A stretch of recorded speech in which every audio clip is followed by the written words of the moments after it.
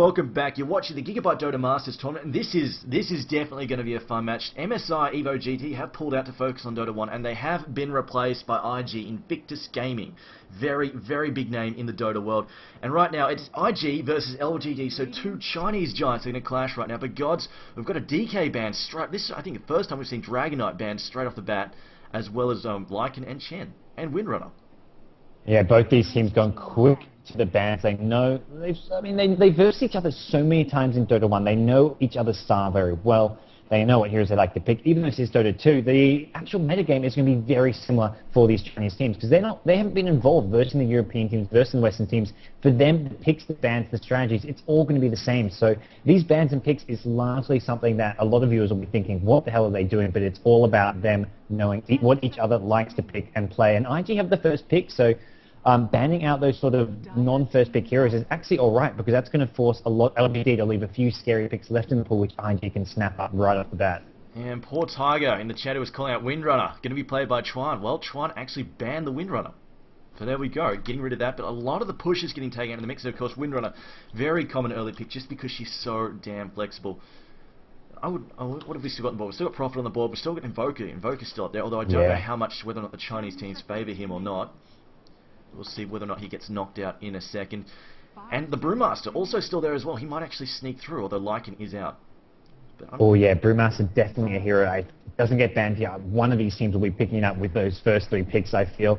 And we'll have to see exactly what they want to go here. As you said, Invoker also still on the board. I don't think Invoker's quite must first pick material still, although we may see it being picked up, but it's a hero that isn't considered as sort of at the top of the barrel. Heroes like Lycan and Panda tend to take priority.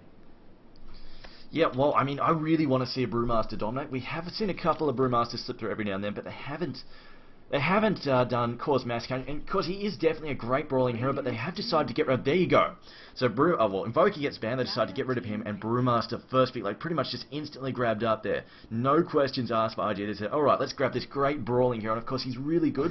Just for those early fights, just gets stuck in, causes a mess, and just buys time for his team to position and cause a whole bunch of damage. Queen of Pain and the next pick. Goodness, Queen of Pain. We've seen DK use a lot of Queen of Pain, had seen Burning Flame on a number of occasions. It didn't actually work out for them last night when they went up against Aeon, but here we're going to see LGD try their hand with Queen of Pain. They've got the Prophet as well, and yeah, they lost to a Prophet when they went up against MUFC. I'm throwing spoilers all over the place here, but these games are a couple days old now, especially the LGD versus MUFC game. Everyone's probably heard a bit about, but they're going to go with the Prophet now, which was so devastating against them. And that'll help. I mean, those two heroes are very mobile and are going to be useful at dealing with this Brewmaster, I feel. Yeah, well, we'll see what kind of damage they can do. But now the double pick for IG, what are they going to grab? Are they going to decide, all right, want to secure like some kind of carry, want some kind of pusher? Or will they just pick up a couple of oh wow, okay, a couple of supports. Enchantress, though, not really a hardcore support, but I'm kind of thinking that they're going to pick a strong safe lane and just sort of try and push really hard with that. That's my guess. That's every time I've seen Enchantress, it's just basically pick a strong safe lane, and one that can push early as well, and then just try and bust down some fast towers. That's what's happened every time I've seen Enchantress get played. But then again, I haven't seen what IG do with this. I mean, maybe they've got some different trick up their sleeve. It's not. Yeah, it's a hero that you can push down that tier 1, tier 2 tower very quickly, or you can sort of focus on smoke ganking the middle lane if you want. If there's a hero in mid who's quite squishy, you have a 1-to-1 going in mid, and winning that lane can sometimes sort of decide a game. So if you can get off some nice smoke ganks with an Enchantress, that could really give your team a lot of momentum if you want to do that instead of push down those towers. Alternatively, they could always run sort of a dual lane top with the Enchantress in the enemy jungle if they want to put a lot of pressure on there and push down those towers fast. Something that kind of art style made popular back with Na'Vi, where they'd run 3, sometimes even a quad lane in the sort of hard lane with an Enchantress in the jungle coming out and ganking the enemy carry, pushing down those towers quickly. So it's not always going to be in the safe lane, I feel. But I remember Sierra tried that too. Yeah. Okay. CM picked up as well, and I mean they're just going for the nice support. They're giving something to maybe combo with that Brewmaster. Yep. Well, it looks like they haven't really picked. They've got a couple. I think they do want one more support maybe, but we'll see what they grab. Whether or not they just go, you know what, Crystal Maiden can carry most of the support duties, and then just sort of share the rest of the load between the other heroes. But Vengeful Spirit being picked up for the Dire team. LGD now straight back in the bans. They get rid of Anti-Mage. Ooh, all right. So picking up that Anti-Mage, don't want to see big carries coming out of him. Weaver also. I haven't seen Weaver banned in a long time, gods. That's a bit of an odd ban for me. that to me was a bit surprising there. I think it must be something that IG like to use rather than go for the hard carry, go for that sort of semi-carry that is quite hard to kill. And it kind of worked with the Brewmaster. I can see why they went mounted back, because Brewmaster is just great for sort of keeping heroes in place and giving you targets to focus down, which Weaver can just sort of shikuchi around, cause a lot of problems. And I mean, here we go. We're seeing hard carries being dropped out. Morphling's still in the pool, of course. That's probably the most popular carry hero still left. But I mean, even heroes like Ricky have been used, but not really in the Chinese scene. I'd be very surprised if we saw a Ricky pick up here. Yeah, we saw him banned yesterday, but yeah, I agree. In this Asian tournament, we have not seen very much Ricky at all. I think he's definitely more common in the European metagame. But he has similar qualities to Anti-Mage. We'll see what happens. But he did. I'm pretty sure he was banned yesterday, if I remember correctly. Regardless, though, what have we got now? The Dire team. No, sorry, Radiant team. Their next ban. Ooh, I don't know. We've seen a couple of hard carries banned. They might continue with that. Or we might see some of the. I mean, something common we're seeing is just sort of picking one good support, then banning a whole bunch of supports. If the other team haven't really thought those out. They have banned the Tidehunter. Last ban there on the Tidehunter. He was getting banned for a while, but teams have started ignoring him once again. Since the Brewmaster's come in, I think he's been a lot less popular just because the Brewmaster is a little bit more versatile. He's still a good brawl, like they're both good brawling, upfront brawling heroes, but at the same time, Brewmaster is less reliant on that ult, because you miss that Ravage, or if they bait the Ravage out of you and then counter it, can be very, very frustrating to then be effective with the Tidehunter in the fight. Yeah, Brewmaster is much more versatile. He's not just relying on the Ravage. When he casts his ultimate, it's not like a one-off big AoE stun like the Tidehunter Ravage. You can cycle in a couple of heroes, you got the stuns, you have crazy DPS coming from the Fire Panda. He just does so much more, and he's just a great initiator and a hero that you want to put farm on so you can get that Blink Dagger up and just get that great team fight presence and great initiation. Whereas Tide, you need heroes grouped up. Panda, you can go in on one or two heroes, and it's not like if you use your ulti only by one or two heroes that, like in Tide, that's a wasted ulti, but Brewmaster, you just sort of chase him around. And we are going to see Lone Druid being banned. I like that ban, and Puck is the go-to hero for IG, so that's likely to be one of their side lane heroes, whether it's going in the hard lane or not. I know some of these Chinese teams, they do like just putting Puck in the safe lane. Yeah, well, Puck is actually a hero I have not seen a whole lot of lately. He's popular for a little while and then sort of disappeared off the map for a while, so I'm interested to see him back in the mix. Also, Earthshaker, then he picked up, going to be the secondary support. Morphling does get grabbed up. Alright, so Crystalman going to be handling the bulk of the support. I think Enchantress in this situation will be sort of a soft spot. She will help out with this, like, she'll do the smokes and stuff. Well, Crystalman will handle most of the warding, courier, that sort of stuff, so that is my best guess on that. Do you think we'll see a Brewmaster mid, possibly? I mean, we've seen a couple of them. I think it almost has to be here with that Morphling pickup, unless they want to run a solo Morphling. But Morphling solo does not do all that well. Maybe if you do a bit of bottle crowing with it, but in general, Morphling is not the most ideal solo. I mean, maybe against a hero like Prophet could do okay. Prophet doesn't really have any nukes or anything to throw at the Morphling, but in general, Morphling is a hero who needs farm, and you want to give the Crystal Man support there. They'll probably put the Panda and the Brewmaster at mid, rushing that bottle and just using that clap a bit to farm and try and get some runes himself. As Puck likely to be in one of the side lanes of Enchantress. Yeah, I mean, with the Brewmaster mid, the Enchantress can easily get through smoke ganks, look for some kills, but because of that, LGD may decide to put a hero like Queen of Pain mid who can use that blink to escape those ganks. That is definitely, I mean, yeah, it definitely, if they want it with the Prophet mid or something, it will be pretty easy gank if the Enchantress is coming with the smoke. Just because, if with the Brewmaster, if he is going mid, the Pandaren going mid, that Thunderclap really, really hurts once it gets to level 2 or 3. It's very frustrating. But the Slardar, oh, we saw this yesterday from DK. They tried the Slardar mid. It did not really work out in the end, and I think it was just, he was under a lot of pressure though. Anyway, let's switch scenes.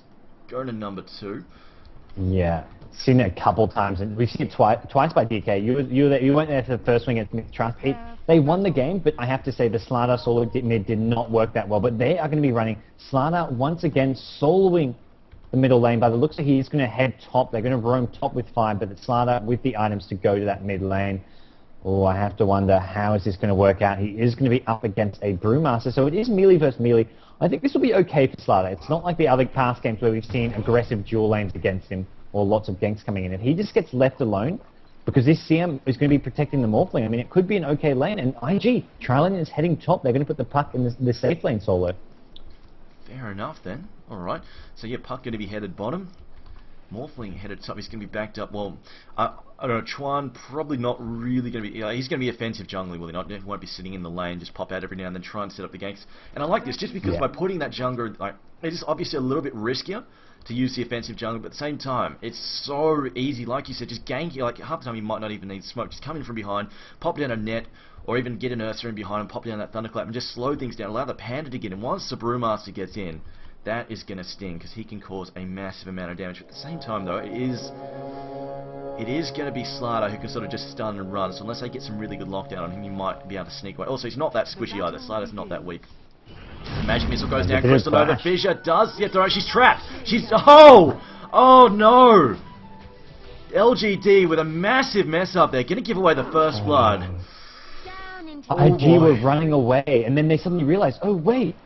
Vengeful Spirit just got trapped by the SS Fissure. Now, Chuan at the top lane takes a bit of damage here. In fact, there's going to be another Fissure in about 1 mana here. Chuan needs to be careful. Oh, they're not going to go for the Fissure, though. Oh, if he got that block off, that could have been huge again. Maybe. Yeah, it took him too long to get the mana needed for it. But IG getting the first blood in top lane is really going to help out this Morph lane. People are complaining you might be a little bit robot. Guys, if it does go robotic, let me know if it's the entire game sound or if it's just gods. We'll know whether or not it's Skype or if it's XSplit does. If it's the game sound is stuttering, going all sorts of dubstep, that will be an XSplit issue and I can fix that really quickly. So just let me know if it does do that. But yeah, wow, what a bit of a shocking start. I think actually I've lost gods. Okay, got a recall. Skype has decided going no you. Alright, fantastic. We're back in. And a bit of stun there. Uh-oh. Crystal Maintenance and Troll. Fissure as well. IG Faith about to go down. Pops a Crystal Nova.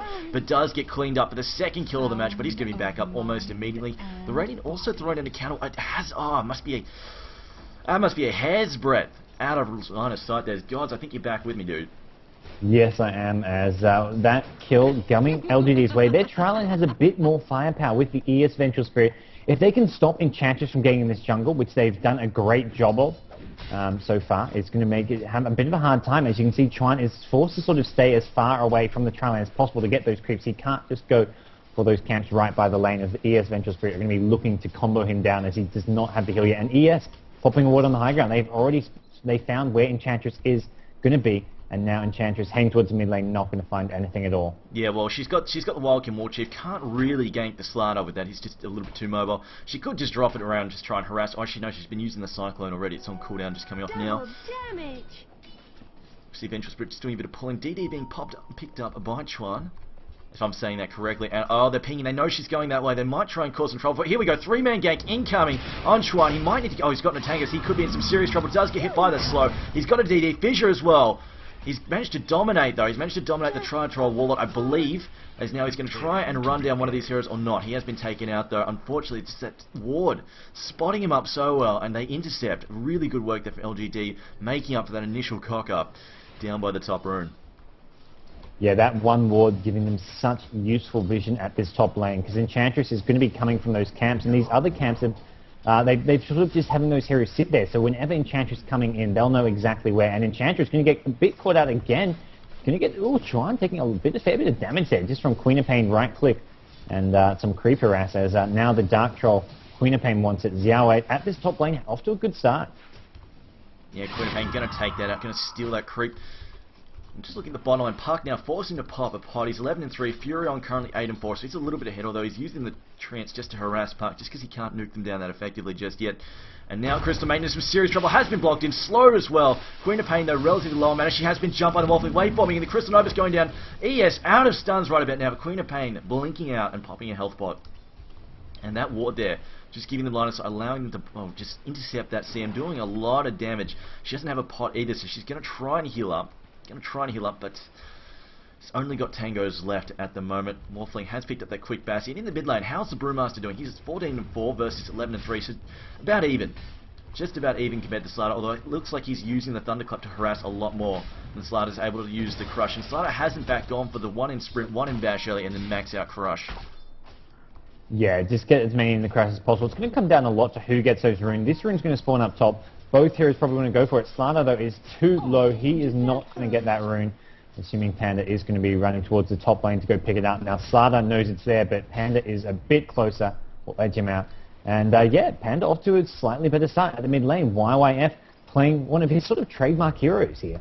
I see Enchantress just managed to smoke up. She knows there's a ward over here now, so she's alright, pop the smoke now just to bypass that. Might be able to set up a gank. There is a dire counter ward down, though. This could be a problem for her. She could get jumped if they see her.